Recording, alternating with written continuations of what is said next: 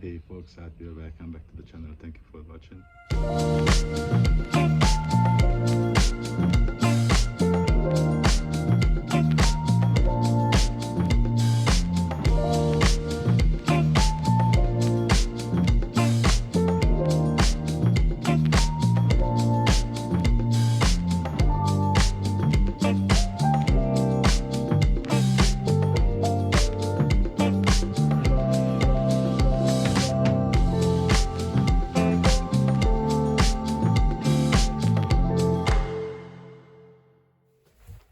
In this episode I'm going to work at my Suzuki gsx-r 750 Srad from 98, the first injection edition.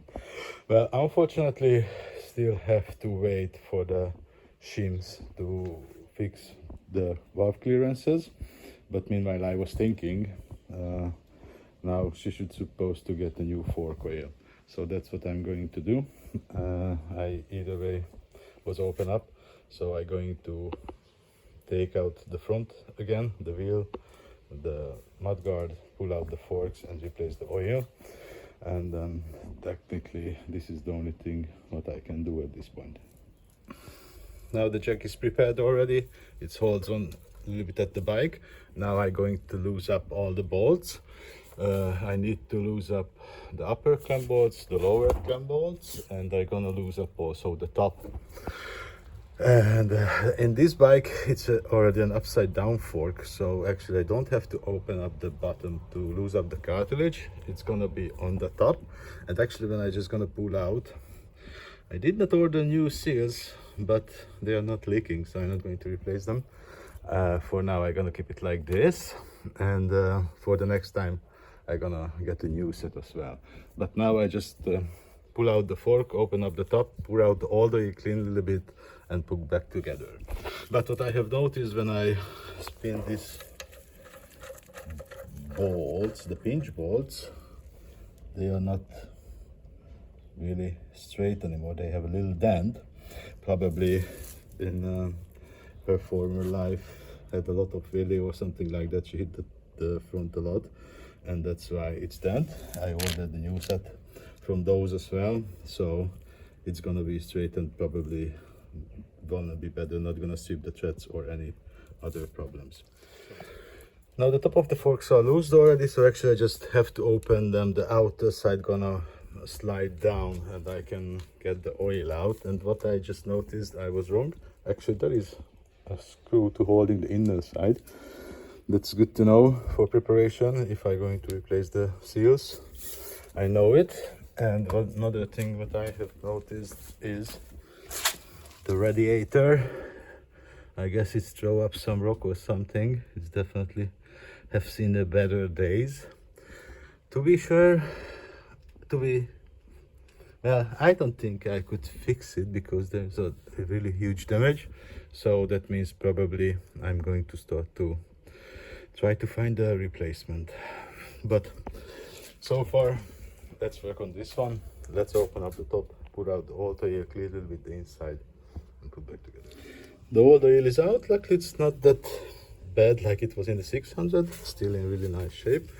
I hope it's gonna stay like this after this one as well. Probably the 600 because of the one bushing caused the problem. But now let them drop out, clean them a little bit inside outside, and ready to go back with the fresh oil. Work in progress. Both forks are filled with oil. They are ready to go back to the bike. Now the forks are back, the mudguard is back, the wheel is back, but it's not tight yet. So this is the next step. I'm going to start to torque everything down from the top. First I'm going to adjust the fork heights to be sure both are the same, and then start to torque from the upper clamp, the steering clamp, the lower clamp, and then tie the wheels. And then of course I'm gonna clean a little bit the brake disc, the brakes, and they can go back as well. So let's get it done. Things are going well. Everything is torqued except the left side of the pinch bolts. Now I'm gonna clean a little bit the brake discs and then put back the brake calipers, and actually when they are back I can adjust the front wheel on the right position, and then I can torque it down as well.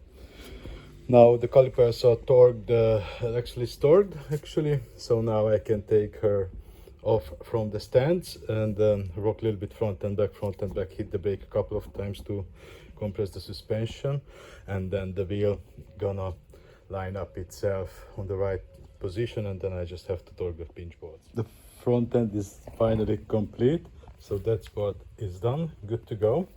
What gonna be the next step is to make the hole on the intake air duct for the fuse box.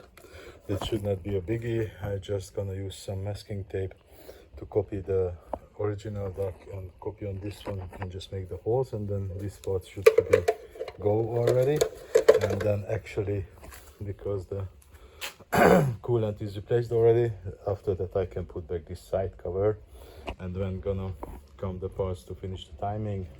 The other side gonna go complete as well. So this is the planned template. I just gonna peel it off, put it here in the same place, and then mark one hole, check it's more or less okay, and then make another one with a drill bit. So hopefully it's gonna work. Let's see how it's gonna look after.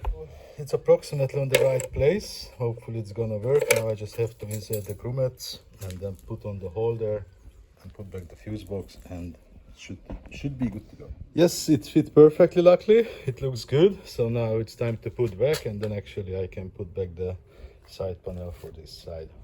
Almost finished. This side is on. So far so good. Need a little bit more screw yet, but yep. I have to adjust anyway when I put together with another side. Really happy with the result. So yeah, she is good to go in these matters.